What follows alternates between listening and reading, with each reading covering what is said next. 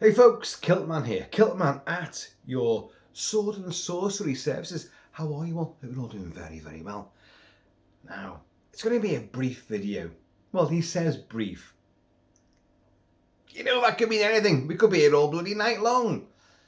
I've been out, had a few whiskies. I've been out roaming and gloaming, saving damsels in distress, fighting serpents and warlocks and demons and tyrannical, despots.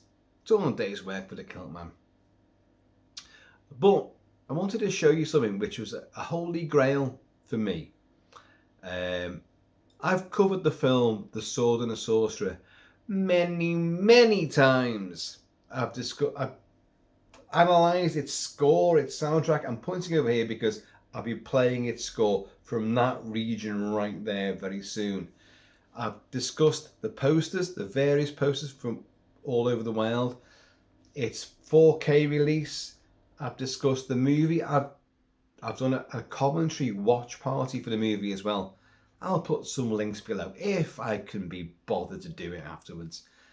Because I always do these videos and then oh, you write all the little blurb, all the bits that sit below the video, all that descriptive crap which none of you actually ever bothered to read, I'm sure. But I'll put links down below. I've loved this movie. The Sword and the Sorcerer, written and directed by Albert Pyun.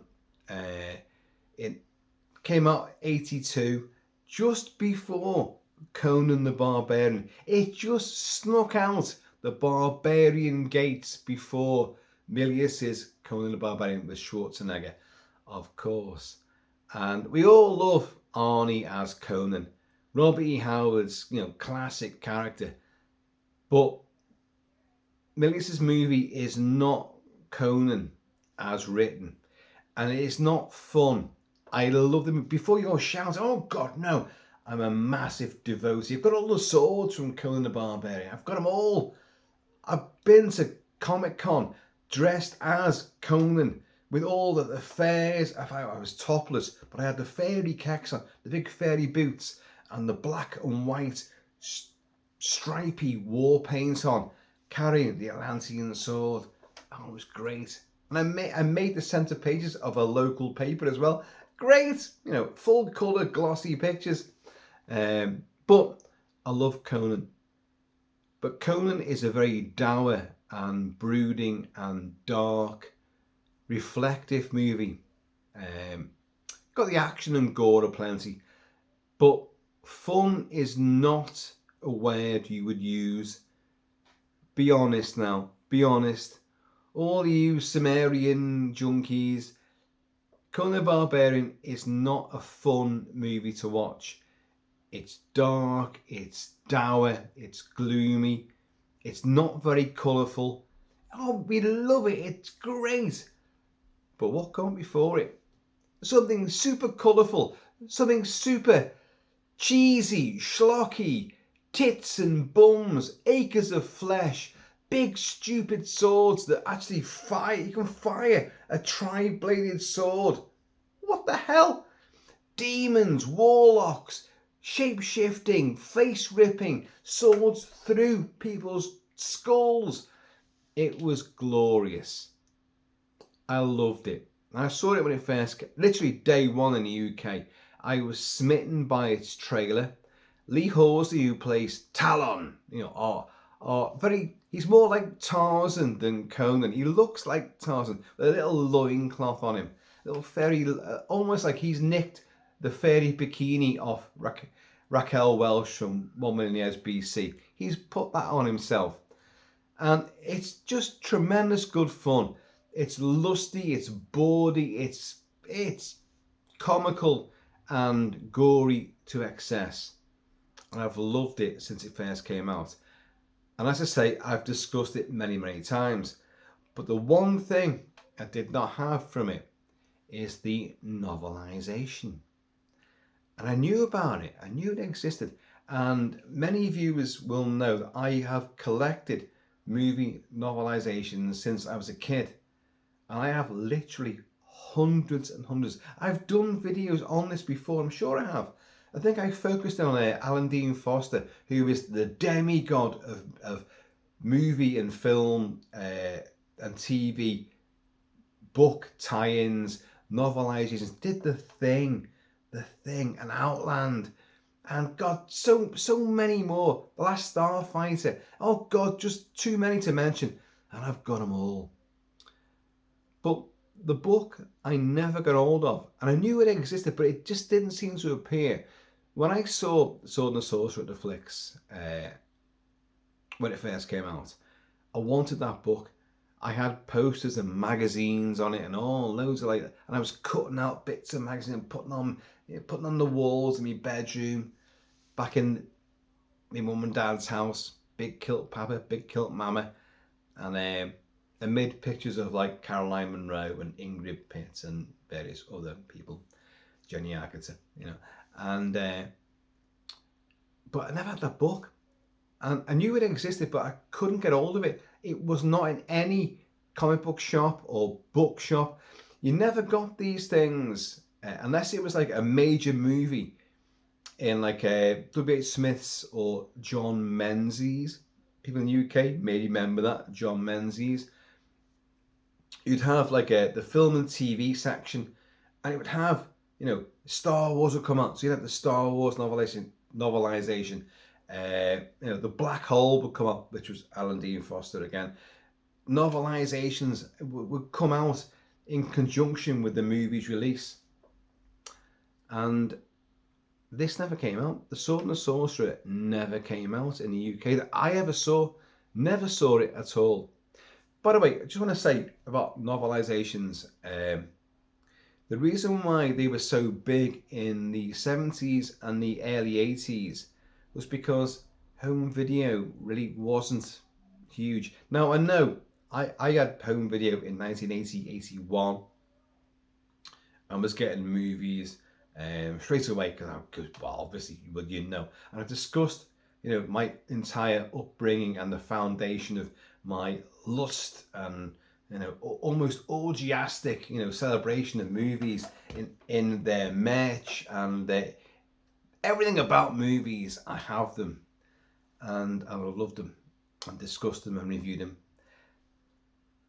But novelizations became this thing because most people couldn't take that film home with them.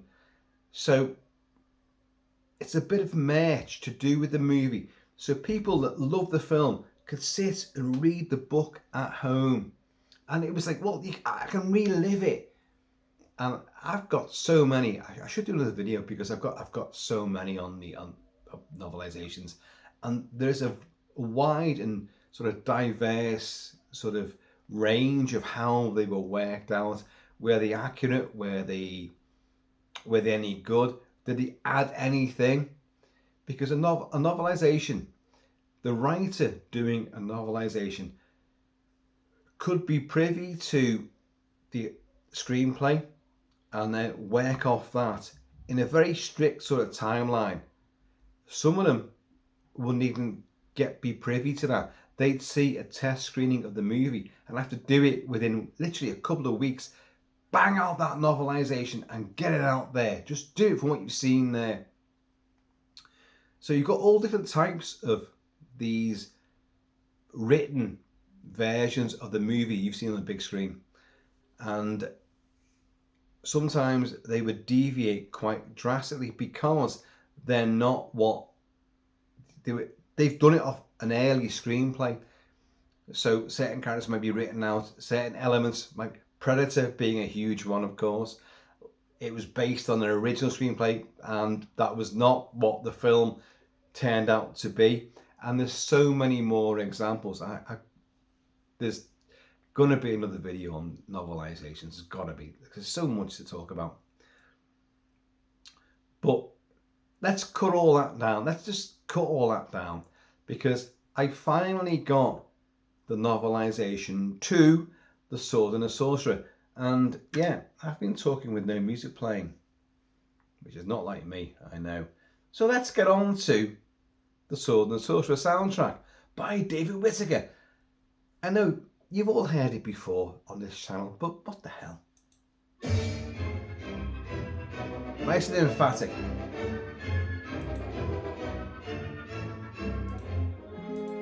I'll turn down a little wee bit. And I could not get this book. And over the years, the decades since 1982, it's a hell of a long time. Once in a while, I've gone on and looked online, and there's a paperback. Oh, it's like $500. It's like, I can't be doing that. And then I discussed the movie only recently with the 4K release, which I'm pointing to right there, which is wonderful, and the poster here. And I thought, I'll look again. I'll see if the book's available. And unbelievably, it was on Amazon, not eBay, on Amazon, for the princely sum of, I think, £3.04. Get on that. What ridiculous price is that from I think it was called Good Books. £3.04. That's delivered. And I got it the next day. And I was like, £3.04? After years and years and years of waiting for this book, it suddenly appears at that price. And that seller had 2 copies. Just 2 copies. So I thought, well, I found one, I'm going to get it right now. Just over £3. I'm having it. Simple as that. And I got it the next day. And believe it or not, I went on and looked, and the price of the one remaining book had leapt up with almost Conan-like, prowess to like 50 odd quid. They suddenly realised people want this book. My God, we've got one left. Let's put the price up. And here is the book. There it is, right. And I've read it. I actually got this a few weeks ago. I've been meaning to do a video on this, but just stuff. And the epic battle of devilry and dominion, now a sensational film, The Sword and the Sorcerer, written by Norman Winski.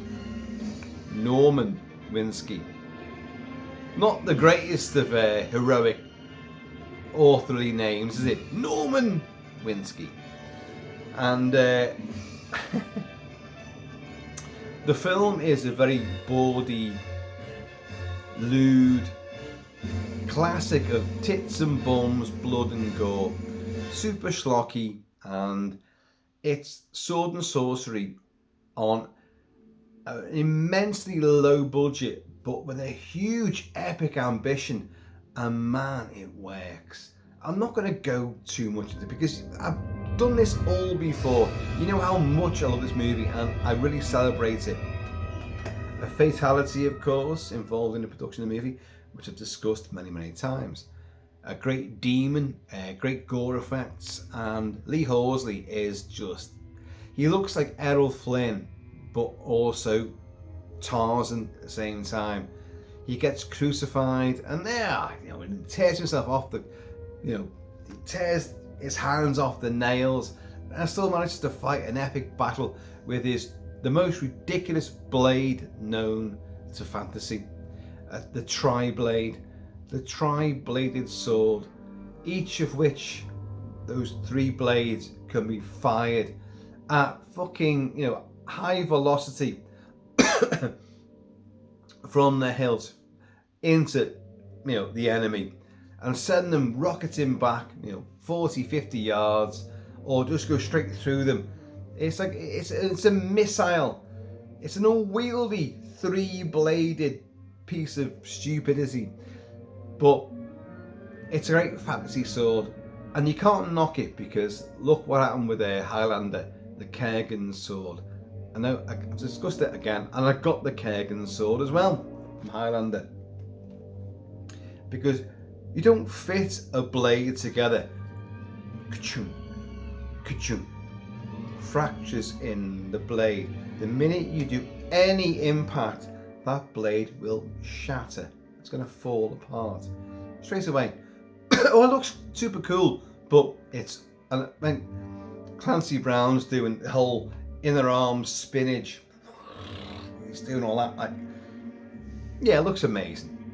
I've got it, but it's stupid. Do excuse me. I have been out. I've been drinking whiskey, and you guys know, an afternoon drinking whiskey, the throat dries up. It kind of closes on you. It constricts. So I've got a cup of black tea.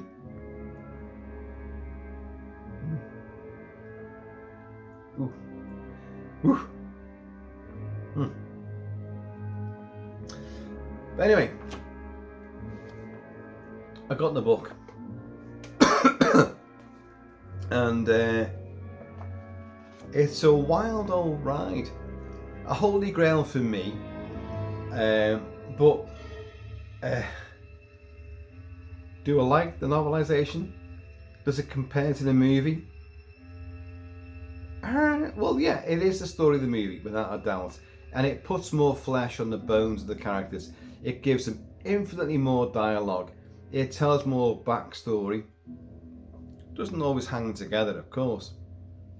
Lots of bits in the movie don't really hang together. The young Talon, the Prince Talon, Lee Horsley's character, who wants revenge for the Sorcerer and evil Cromwell, played by Richard Lynch. The great Canon Globus, Golden Globus Canon movies, bad guy in many films. He's the big despot, and he's wonderful in the movie. Hissing, horrible pantomime villain, a right bastard. You get a lot more of his backstory, and you get a lot more of, like, when he kills Talon's parents, and Talon, the young Talon, gets his left hand. You're looking at this the other way around, but the left hand gets skewered to a tree, and he has to pull his hand. He fires that tri-bladed sword and kills a couple of the bad guys. He's like, and we know that he has to tear his hand in half to free himself. And then years pass, and he becomes this fabled warlord, this chieftain of mercenaries, and everyone knows and loves him. He is just the hero, the anti-hero of everybody. You know, he's just, you want to overthrow this government, this kingdom, these bastards, these nefarious thieves or cannibals. He's your man. Employ him and he'll do it for you. He's got a legion of an army of loyal warriors, and he wears a gauntlet of steel. I do apologise about the cough. And a gauntlet of steel. So in the film, it's kind of like, well, it's because your hand's been skewered, so you wear a gauntlet of steel to protect your hand. And then we quite clearly see him without the gauntlet many times, and then he gets crucified with two normal hands, but great big steel nails driven through the palms of each hand, which he then wrenches off. And then for the culmination, the big blood-drenched finale, he will then pull the nails out of his hands and then clasp the tri-bladed sword and go into battle and fight and beat the demon and beat Cromwell. And, well, where's your hand's knackered? The hand's been knackered twice now, and you wore a steel brace around it, a gauntlet. So, you know, I don't quite get this. Will the book expand on that? A little bit. It does, a little bit. But it doesn't explain. You know, it's just like, oh, he wears this gauntlet of steel, but his hand's all right beneath it. It's just sometimes novelizations give you the backstory of characters and the reasons why they are the way they are, and hatreds and allegiances, alliances. Norman Winski's book definitely does all that, and it changes a hell of a lot as well. Princess Alana, played by Kathleen Bella, isn't just someone he stumbles across during a rape believe you me, we're going to come on to all that.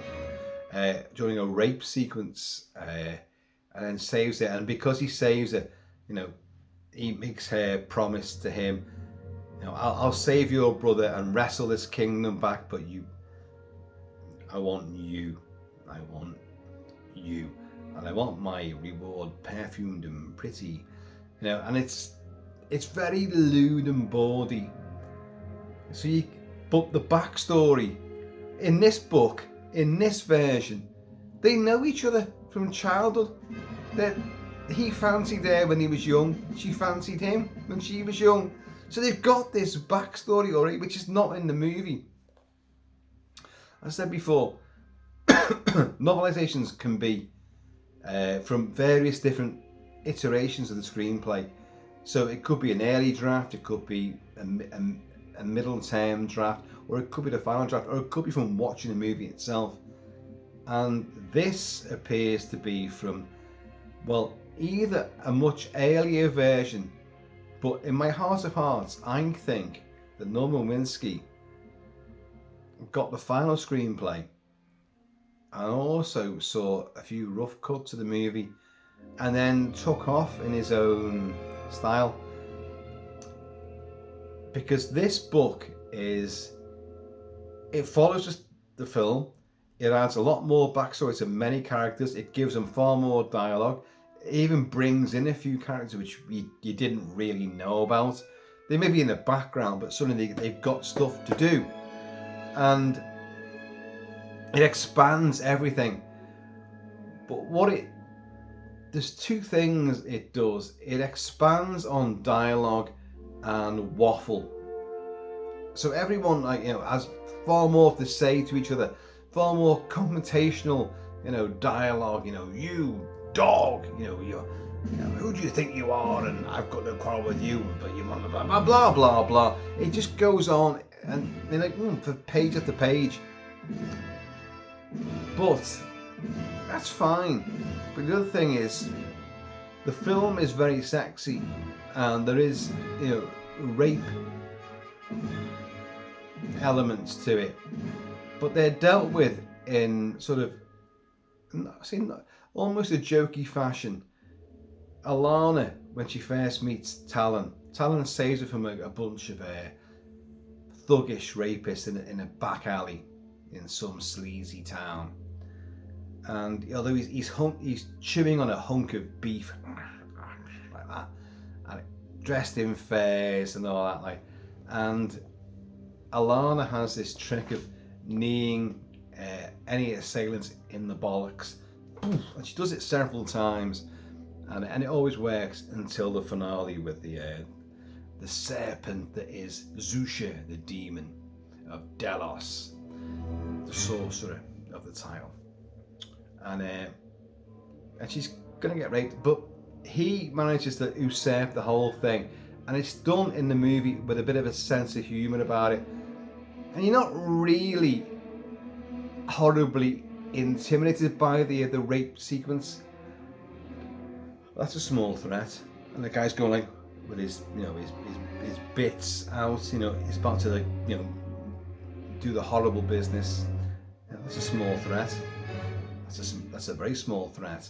Why, you dog! And Talon takes them all out and saves Alana, and then makes the arrangement to save their brother and usurp the kingdom from Cromwell, the evil Cromwell. Got all that. In this, Norman Winski protracts that rape sequence, and he does it to a degree which is very, very unsettling. Now, I've written books. I have had 2 books published, and I've won a literary award. Believe it or not, I have. I know, I've discussed it. And I've read some stories out as well. And I was writing novels. One thing I've never done, and I'm not, you know, this is not a slight at anyone that does write it. I've never written a rape scene. I've written scenes of women in jeopardy and being beaten up. Anyone being beaten up, but I've not done a rape scene. That's a personal thing for me. I wouldn't know how to write it. I don't want to write it. Norman Winski has too much of a great time writing that rape scene. He's having fun doing it, and I actually found that very unpalatable. And his description of her body, I've actually turned over the corners of some pages to give examples. I'm not even sure that I should read any of this out, because that would mean me pandering to the very thing that I did not like about it. But should we do it? No. No, I'm not going to do it. I'm not going to do it. But he talks about her private parts, and it's a very lascivious, lewd, descriptive vernacular that he uses, and it's taking the piss. It's written very much from a male perspective, a horrible male perspective, and it's not funny at all. It takes out the humour that's in the movie and really labours the point of misogyny, really bastard, horrible misogyny. And you don't kind of get the real sort of like, these guys get their comeuppance via talent, and even that is kind of watered down to a degree. I didn't like that, and this is the problem with this book, this novelisation. Every single person is sexualized, whether they're female, male, whatever. Sorcerer, they've got like thunderous thighs and massive hewn shoulders, and they've got shafts and members which are, they're purely from, the dawn of time. They're huge, and every woman's nipples are huge fucking, huge projectiles, and all their private parts are like fucking the nectar and the honey. It goes on. He writes extensively about this, but it's not, okay, he's isn't just a sexist thing. Everyone's cavorted in the same way and described. Talon himself is idolized by everybody, male or female, but it detracts from the story, I thought, and he's laboured too much on this. I say I've literally turned over many pages for examples to use, but I'm not going to read them out, because, as I say, it would pander to what he wrote. And I looked into Norman Winski, and this guy wrote. He's written a lot of books. He's covered something I love, which is American frontier history, the Wild West, the Indian Wars. He's done a lot of books on that, some factual, some fictional. He's done a Hitman series, which I'm not too sure what era that's set in, but it's a series of books. He's also done screenplays to movies. He's done like, I forgot what it's called now, Six Pack Annie, something like that, and sort of Prohibition, sort of like, fun-loving, freewheeling, love fest sort of thing from the early 70s. Well, he wrote the book, and then he wrote the screenplay for that. And he's also part of, he's a makeup artist on one of these early movies that he's been involved in. If IMDb is to be believed, a makeup artist as well. But just on one. And but he's also written books on sex. A good few books on sex. Heterosexual sex. Homosexual sex. He's written copiously about all of this. So does it suddenly become strange that he's laboured the point and all the sexuality of the shenanigans in The Sword and the Sorcerer? I don't know. But I think the film works. The balance between the sexiness, the schlock, the gore, the savagery, the pure sword and sorcery, which works. The film works brilliantly. It's fun. It's chivalry, it's lewd and bawdy, it's gory, it's epic, it's got everything you want, but the book dwells too much upon the sexiness, but in a very misogynistic way. And look, you know, you guys know me, the most unwoke bastard the world's ever known. But even I thought, you're labouring too much on this, you know. And a few other changes too. You get the backstory of Talon and Alana. You get a very protracted ending as well. It's a lot. There's a lot more to the ending, which kind of like dilutes, you know, the impetus and the momentum of the whole thing. The movie's a lot more streamlined. The book is a lot more slow, long-winded. And yeah, it's still, you know, it's still a fast read. You can do it in an afternoon, really. But Morgan is the Elle Maynard plays him, and Elle Maynard is a great big muscle-bound black guy, and he was in the film The Deep with Jacqueline Bizet as people call it, and Robert Shaw and Robert Tessier, and he fights Elle Maynard fights Robert Tessier in The Deep and kills him. And Robert Tessier is a good guy. He's the big bull-headed, sort of orc-eared character actor in many movies. Great actor as well, like, and but Elle Maynard kills him in that. Maynard's a bad guy in that, and then that's 76, 77, something like that. And then in this 82, Elle Maynard plays Morgan, a big black seafaring pirate who wants to help Talon because Talon's helped him before. So they form a huge rebellion, and like an army of people are going to go and save Talon from being crucified and all that. And but he's big and black, and he fights Robert Tessier in the Sorcerer. Tessier in the film plays Verdugo, who is the torturer, and he's a right bastard, you know. And in fact, well, we'll come on to a bit more of that. But in this novelisation, Morgan, who should be a big muscle-bound black guy in the Woody Strode Spartacus sort of mould, but with Rastafarian hair, in this, he's a big white guy with a big red beard and long red hair. What version of the screenplay did Norman Winski read? That doesn't make any sense, because even the dialogue in a couple of crucial scenes when they're captured and Verdugo, Robert Tessier, says, "Silence, you black dog," to Morgan. Morgan goes, and you know that these two are gonna square up, which they do, like they did in The Deep.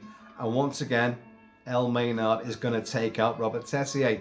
Only in the movie, well, and in the book, Verdugo's sharpening his blades on, you know, he's going out. You can't see many doing it, can you? But you know, he's got the grinding stone and he's sharpening knives, and he's got some nubile young ladies chained up to the walls. "Don't worry, you won't hurt till hit the bone." And like suddenly, Elle Maynard, Morgan, comes up behind him and like grabs his head and forces his head down on the grinding stone, and all blood and brains fly after him, and he's going, getting his revenge on him. Like, when I was a kid, when I first saw the film, I always thought, like, hang on a minute, well, just take your foot off the pedal, because you're the one who's powering it.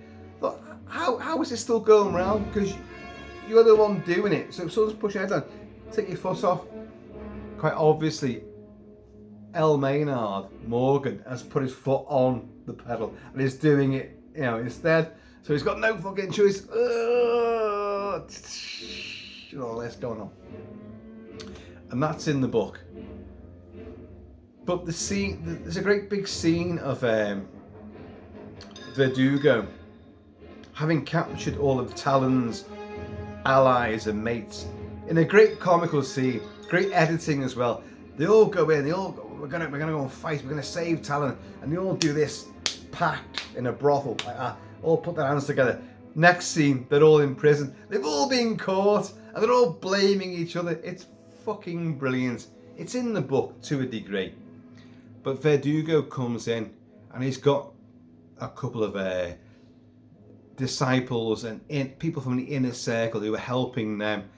And like, these two had nothing to say, so I cut their tongues out. And they're all like, you can tell their tongues have been removed. It's a gorgeous girl.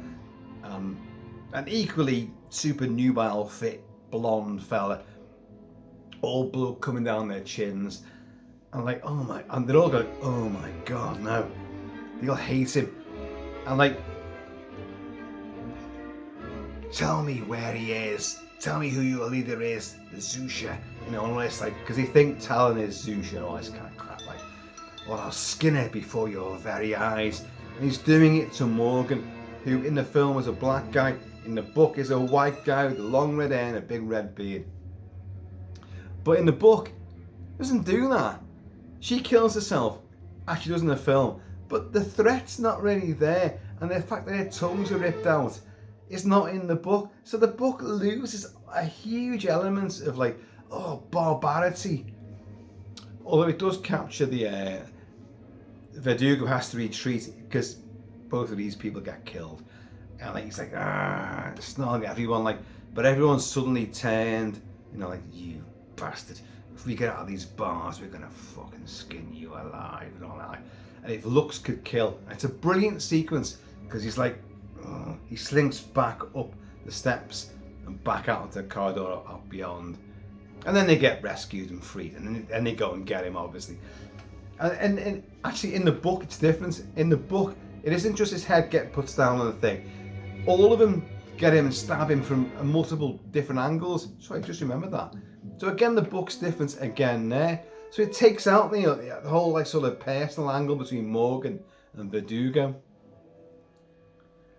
I know. It's just a novelisation, KILT-MAN. Does it really matter? Well, yeah, it does, because this book was a holy grail for me. I could not get this book for love nor money during the 80s. It just didn't exist. In the UK, you could not get it. I couldn't find it at all. I looked for it. Didn't have the internet back then, but I could not find this book. And yet I got everything else. Any other movie or TV show, I could get the books all the time. And I've got them all. It took me decades. 56 I was when I finally got all this book. And it is well written. I can't lie about that. It's succinct and to the point. It does give backstory. It does give a lot more detail, a lot more dialogue, and it's not clunky. Everything is well written. The problem is it's oversexed. It's oversexed to a bad degree, to a very misogynistic slant, I think, which makes it uncomfortable to read. I don't want to laugh or and have long, huge, longanious, voyeuristic descriptions of a woman's body, whilst horrible twats are about to assault and molest her and rape her. I don't want to read that, and yet he manages to go on at length about it. The ending, the big climax, choose your words carefully, KILT-MAN. The big climax, the big revolution, which is betrayal, cross betrayal, and more betrayals. Yeah, and everyone is fighting against everybody else. It's a huge free for all. It's very Game of Thrones.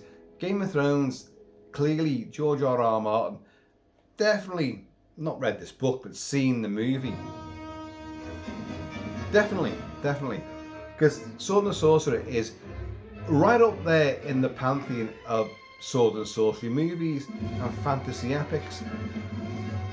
As a bit of a template, okay, you can obviously flesh it out, make more dynamic characters, far more intricate subplots and, you know, lots of things going on. This is very comic book, full of flair and full of just verve and blood, guts and carnage and boobs and bums. Great. But it's done in such a literally inoffensive comic book fashion that you're just along for the ride. It's wonderful.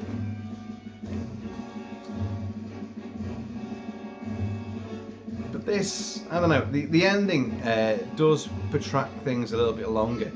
And what it does do, it gives Zusha, the demon, the sorcerer, in the film he gets defeated.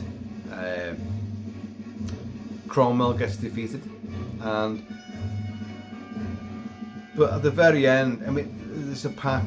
If Talon saves Alana, you know, we had a deal. You know, a night of passion with you. In the film, that's, you know, Talon just wants to bed it and fuck off and go and save other kingdoms. But in the book, he's always fancied her.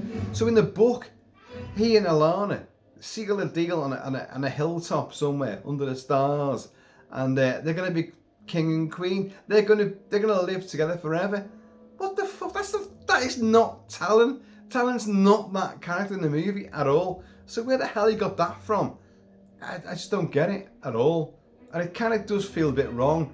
And also Zusha, in a clever way for the book, I suppose, Zusha doesn't die. He's reptilian, he's part human, part demon, part reptile, and also he's a wizard to boot. It actually says that, a wizard to boot. So we can do with him. So in the book, he gets hacked and slashed to bits by Talon, but the ending of the book is there's a galleon with no crew upon it, and yet it's fully masted. The anchor comes up. There's no crew apart from one cadaverous skeletal captain, and it's Zusha. Zusha hasn't died. He's going to go away to repair his wounds and then come back for revenge. That's great in the book. That's a great little element. It's not in the movie. The movie doesn't do that. Zusha's destroyed. It doesn't happen in the movie at all. But I kind of like that from the book. It's like Norman Winski's going like, well, okay, Albert Pyun and the other writers of the movie, you obviously clearly had an idea for a sequel, which we all know they did have an idea for the sequel. Back in '82, when the credits rolled up, and any version of Sword and Sorcerer you see, as the end credits roll up, you will see Talon will return in Tales of an Ancient Empire. That was 1982. We had to wait till like 2010 or whatever the hell it was for Tales of an Ancient Empire to appear. And what a shit mess that was. That was the worst diarrhea in a nappy you could ever imagine. With the world's worst visual effects CG. Lee Horsley has a cameo in it. Oh, Lee, why did you do it? It had no money at all. The Sword and Sorcerer was a massively limited budget, and yet looked $1 million on screen. Looked brilliant. Really great, proper prosthetic practical effects. Gore aplenty, tons of stuff, heart-ripping. A sarcophagus full of writhing, bloody, dripping faces, all contorted in agony and moving around. Brilliant stuff. A face ripping, and oh god, tons and tons of stuff in it. But that sequel was an absolute mess. It doesn't even make any sense. It makes no sense at all.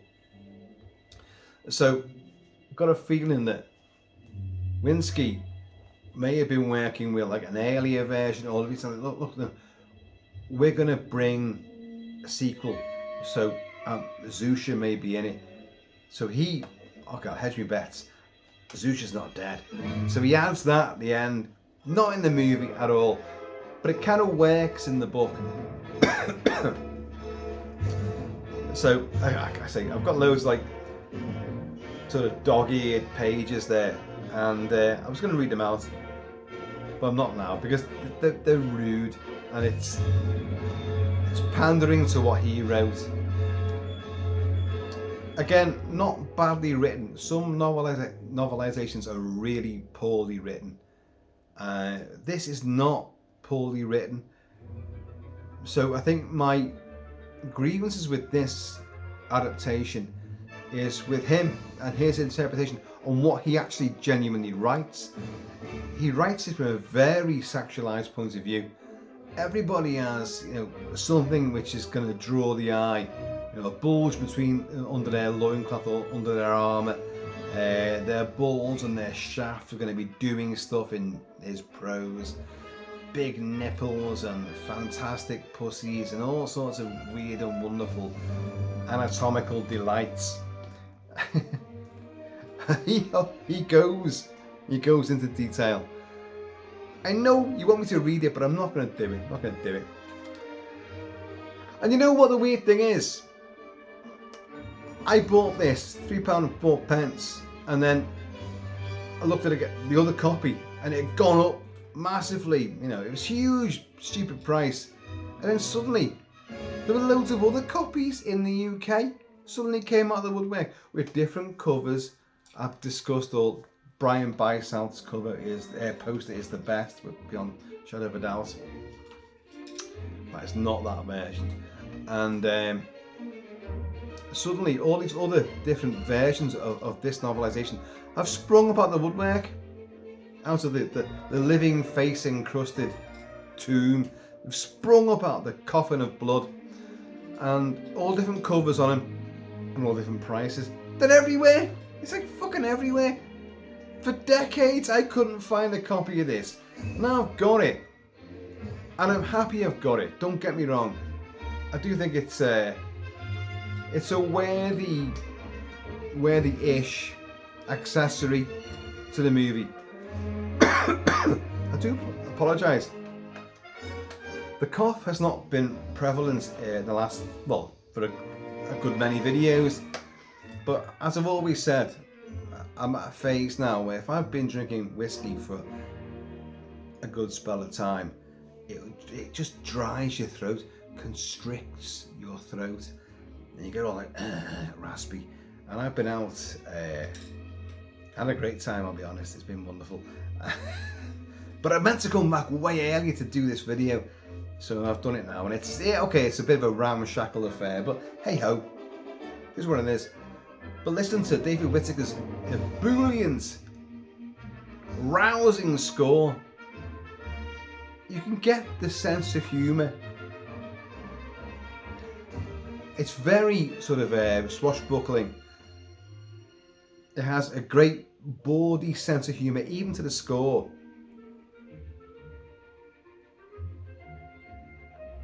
It can be sensual. It can be savage. It can be very, very scary as well. The book does bring that in. It doesn't really have that sense of humour though.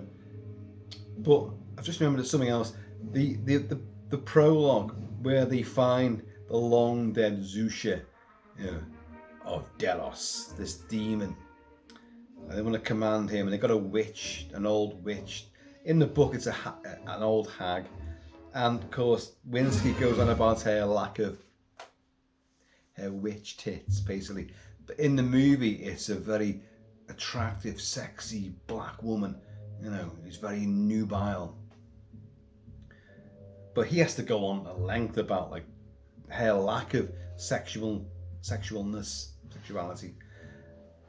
And of course, the demon, when he comes up to prove his power, he has those glowing fingers.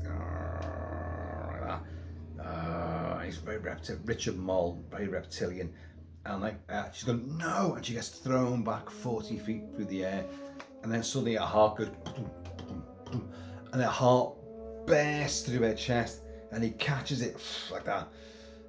As you can see, my power or my art have power. And he throws the organ down, and that's in the book.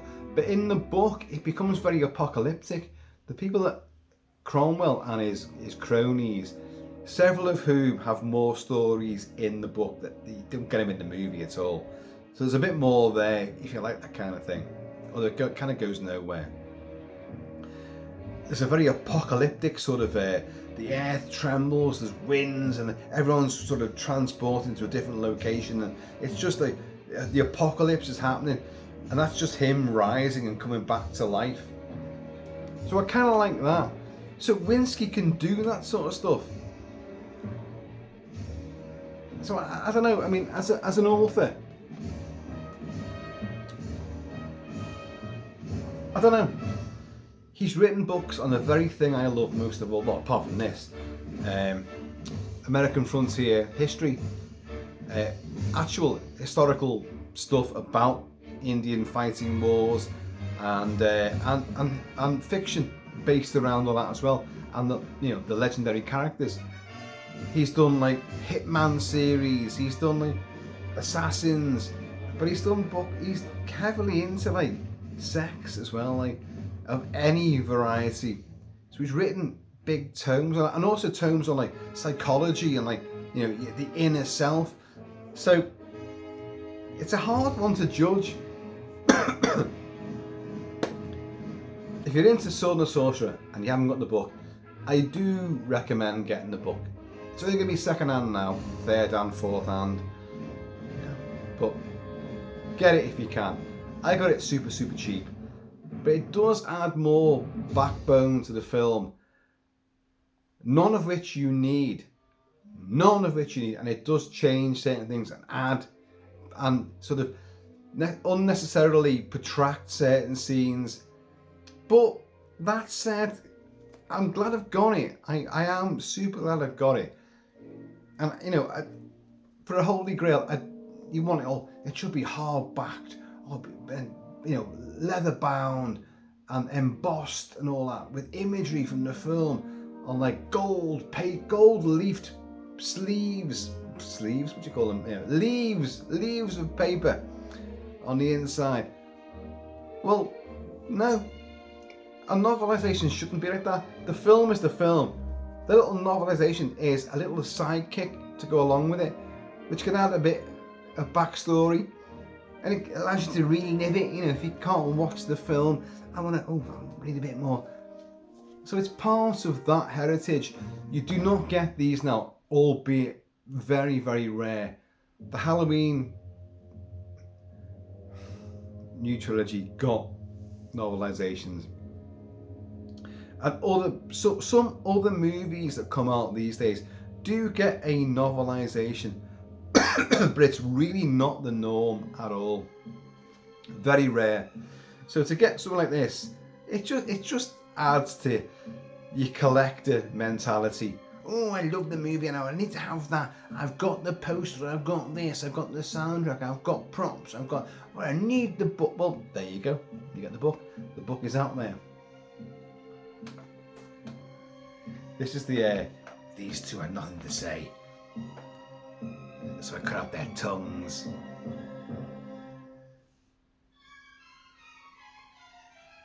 It's like Whitaker captures the comedic aspect of the movie, the overblown sword and sorcery. It's all a big bawdy romp. It's all a big adventurous stupidity. This guy can't possibly do what he's doing. We haven't. And I should say, the book does not explain the tri-bladed sword. It doesn't do it. It explains. There's a little release button. It explains that it's part of the Talon's family heritage. Oh, you got this sword now. It's yours for you. It was coming to you. Oh, fuck the fucking dialogue. But it's your fucking sword now. Wield it with pride. Save my honor. Says his dad, whatever. But it's fucking stupid. It's the most stupid sword ever. It's massively unwieldy. 3 blades. But Lee Halsey does manage to use that prop and take out numerous scimitars coming towards him. Takes them all out. But the whole firing mechanism in the book, it does describe at least once that he goes and retrieves a blade and puts it back in. Because until reading that, I've always said, what the fucking use is that sword? It's ridiculous. You see him firing blades off left, right and centre. But how's he going to get it back? Pull it out of a tree, pull it out of someone's body. It's embedded in the ground, and he's got to put it back in the blade. You know, does he carry spare ones in like a big sheath down his fucking leather belt? He's jerking. You know, it's ridiculous. It's just a fantastical sword, like Hawk the Slayer in the Mind Sword. At least in Conan, they're just bloody big swords. And I've discussed the swords of Conan Barry. I've done videos on those as well, because I have those swords too. Somewhere. And they're all big, daft, stupid buggers. They are. They're all ridiculous. They're not realistic swords. They're fantasy swords. And there's nothing wrong with that. But the book does attempt to, like, you know, he has to go and pick them up again, and he puts them back in. Okay, all right, it does address that. But that gauntlet on his hand, it gives you... He has to tear his hand out of a tree. In the book, when he's being pursued, when he's a young kid, they kill his parents, kill his dad, kill his sisters and his brothers and all that. And he hides in a tree. But he's left half his hand behind on the tree with a crossbow bolt. And he's up in the tree, nursing the wound and trying to hold his hands together, the remains of it. And he puts a big gauntlet on it and gets older and becomes a hero, a mercenary, a champion. And then he's able to... Well, I don't get it. Is your hand fucked or what? You're going... Because in the book, someone else takes it... The bad guys' minions are called the Claws. It does get mentioned in the film, I'm sure it does. And he gets his gauntlet back off one of the bodies of one of these bastards. But his hands, he's got a normal hand. Both hands are normal, even though one's been shot through with a crossbow bolt, and then he gets fucking. I mean, how easy is that? Well, there's already a big fucking hole in that hand, so we just put the nail straight through that, then shall we? Yeah. The crucifixion scene. It's fucking stupid. And unless I'm mistaken, I think in the book he's crucified to a table, not upright on a big sort of cross, during the marriage of Cromwell and Princess Alana, which is this sequence here right now. In the film, he's up like that with he's got like a garrote through his mouth, holding him, so he can't say nothing. But he manages to pull, and then get Cromwell. It's great. But in the book, he's lying on a table, and Winski, the writer, describes all the women and all the homosexuals molesting him, feeling him up and touching him, and like. He can't stop himself. Winski, what's wrong with you? You dirty bastard.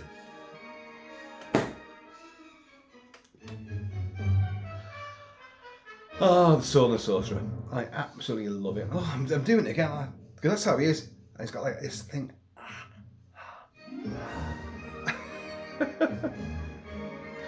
Lee Hawes like in a wig. Lee Hawes has got very, very curly hair.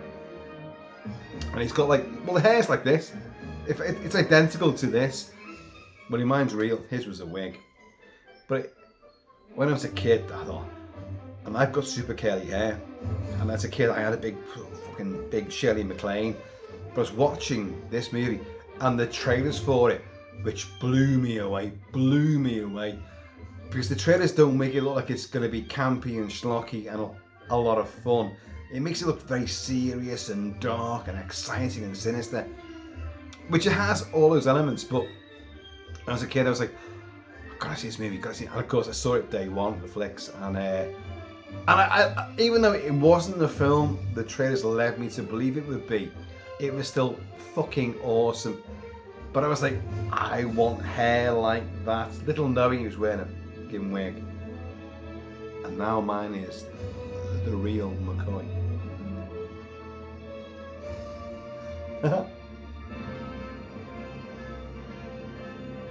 Listen now.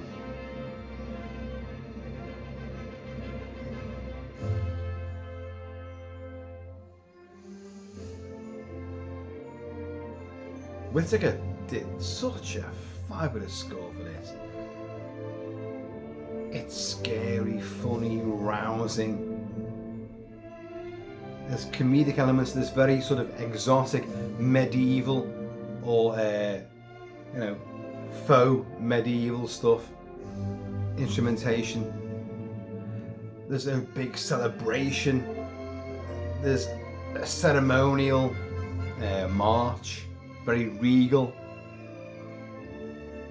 It's got everything. It's got literally everything in this score, like the film has. The book has all of that too, but it adds in shovel loads of misogyny and I think even without today's sensibilities, keep doing this Zusha thing.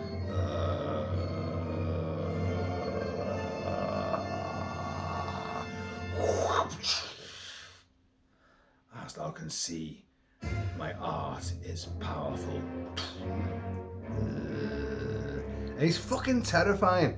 And yet he hides in the body of Michelli, played by George Maharis. He wears a human bodysuit basically and becomes one of Cromwell's trusted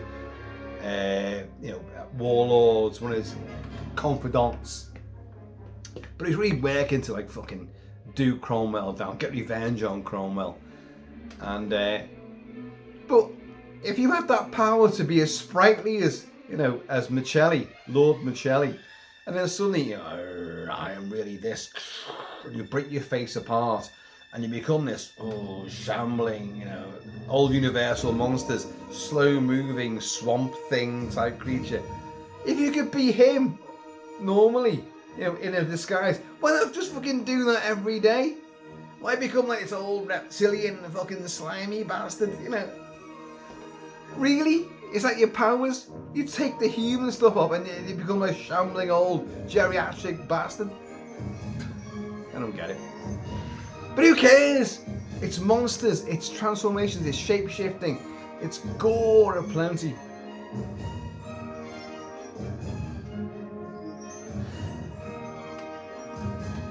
This was published by Sphere Books back in, let's see, did it come out at the same time as the movie? It must have. First published in Great Britain by Sphere Books, 1982. The film came out in 82, just before Conan the Barbarian. Does it actually say anything else he's written? Well, I think I've described the things he's written. But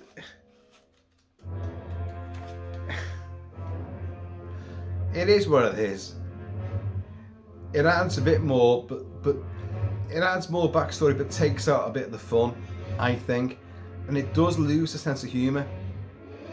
Some of the dialogue's the same, but some crucial bits of dialogue, which are comedic and quite clever, have been sort of diluted and sort of changed a bit.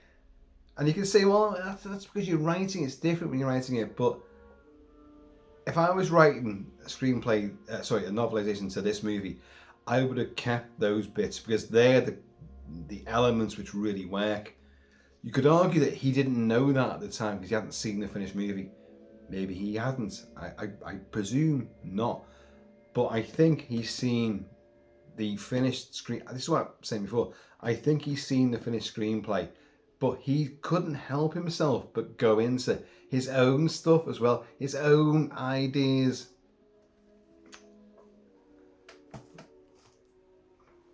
Norman Winski, if you're out there somewhere, please comment, let me know. Get in touch, let me know, because it's an interesting version, without a doubt. And I'm glad I've got it. I'm glad I got it for a really, really cheap price as well. This is the sort of film which needs an old-fashioned graphic novel. This could really, really work as a graphic novel. Why has no one done this? Is it the rights? It probably. It must be. But then you have got the sort of very massively inspired by, but clearly, fashioned on, The Slave and the Sorcerer, which came out, a couple of years ago. Laurie Brewster. Yeah, well, that's worth looking at. It is, without a doubt. And it's massively inspired by this movie. More than Conan, it's this movie which he thought of. Sword and Sorcery. I did a video just, a day ago about the new adaptation of Red Sonja from MJ Bassett. And I said a lot about that, a lot of my thoughts about that. And it's long delayed. The film's made about 2 years ago and it's still waiting to come out. It's coming out in the UK September the 8th on home video this year. No theatrical release. Make of that what you will. Does not bode well, I'll be honest. Fantasy films, sword and sorcery films don't really do well. Studios, they seem to think there's a lot of money to do it, to make it like, legitimate. Like Conan the Barbarian and Conan the Destroyer. I know people don't like Conan the Destroyer. Conan the Destroyer is more akin to Robert E. Howard's initial writings of Conan the Barbarian than Conan the Barbarian the movie is. Conan the Barbarian has nothing to do with Robert E. Howard's initial writings. Nothing, apart from the title character. It's more of a Kull the Conqueror story. Conan the Destroyer, fun, wizards, magic, dragons, and all sorts of fucking weirdness. Colourful, OTT. That is what Robert E. Howard wrote. And everyone goes, oh, I don't like that. No, it's just rubbish, it's rubbish. Well, that's fair dues. But if you want to look at what made Conan, it isn't the fucking movie by John Milius with Arnold Schwarzenegger in the first movie. It's not that. That's not Conan. But that's what that to me is Conan. Well, okay, but it's not authentic to what the guy that created him wrote. Just saying, folks. Just saying. I love them. Momoa. Oh, that was a shit version, wasn't it? I've reviewed that as well. It could have been great. Jason Momoa looked like the Frank Frazetta version of Conan. The long, straggly, greasy, blood-drenched dark hair, standing atop a mountain of skulls and entrails. That mighty hewn and muscled. Momoa looked the part, but the fucking film was shit. It was crap. It was so badly written and it didn't know what it wanted to be. Rubbish. But Momoa should be given another chance. And as I've always said, Arnold Schwarzenegger, it's getting... For the last 5 years or so, I've been saying, Arnie can do King Conan. He could just sit on, the throne of Aquilonia, let's get this right, and recount some of his historical battles and then fight a final battle. He could do that. Arnie 5 years ago could have done that. Now, I don't think he can. But we all want to see a trilogy capper to Arnie's tenure as Conan, do we not? But fuck all that. We want to see Talon coming back. Talon. This is a film that could be not remade. You have to remake it. It's perfect as it is. But do another Talon movie. Fuck's sake. This fucking knobhead here's got the hair. I've got him bigger than Lee Horsley was for certain. And you could have him in a kilt, for God's sake. I could do this. The whiskey and the sorcerer. The tartan and the sorcerer. The sword and the kilt. You could do it. I would do it massively. I would leap at this. As old as I am now, and I am old, and scarred to hell, but that would work great. It's battle hardened, I'd have fun with the supposed holes in my hands, and I would be lewd and bawdy, and naughty, and schlocky as all hell. Yeah. It could really work. No, seriously, you could do another Sword and the Sorcerer Talon adventure. With all the same ingredients. Maybe even, as Winski has it, Zusha is coming back for revenge. Listen to this.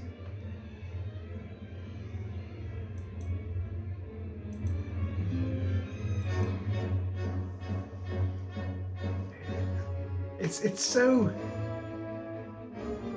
It's Korngold meets Horner meets Williams meets Herman's Harryhausen movie scores.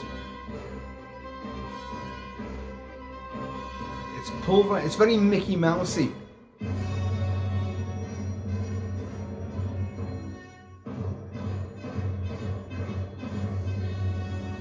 Everything is denouncing a fucking blow and a slice and a cut and a this and a that and a fucking headbutt. The film has got headbutts. Who are you? Talon, son of Richard. And Cromwell just goes,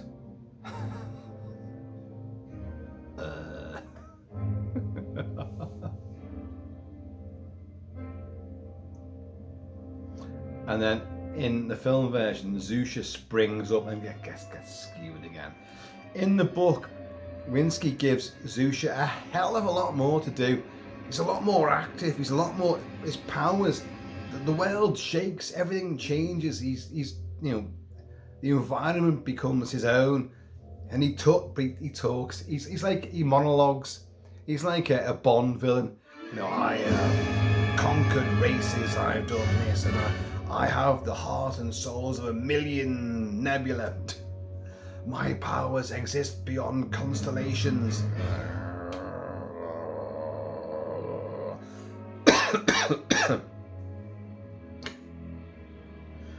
Anyway, folks, I've been on with Shelby KILT-MAN. Let's get on to the rousing end theme. The Sword and Sorcerer. It kicks ass, and in that book, it so wants to rape ass as well. It's just a little. I don't know. Could you write that these days? No, don't think you could. I'm not saying you shouldn't write it, but it's. I wouldn't want to do it, and I don't like reading it. So it kind of leaves a bit of a sour taste in your mouth. And yet a lot of the rest of it's a lot of fun, you know. It's all part of this universe, which I absolutely adore. What's that? Holst? Mars. So there's a lot of like musical antecedents as well.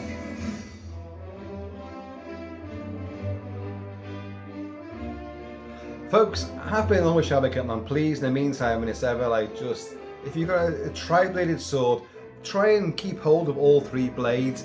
If you lose one, lose two, lose three, it's fucking useless. What is it? You know, you scratch your bum with the hilt. What are you gonna do with it? Fucking shite. Have a proper sword, which you can just like fucking do this. Don't be firing buttons. The Q branch, the medieval Q branch gave you that, did they? You know, has it got a gyrocopter built in as well? Yeah. Folks, please be happy, be healthy, and you know, watch out for demons because they hide behind human veils. We can always name in the nuts. It's a big giveaway. Demons don't figure a thing because they've got no cock and bollocks. They lay eggs as well, like, so, you know. They're not even rapists, are they? They lay eggs.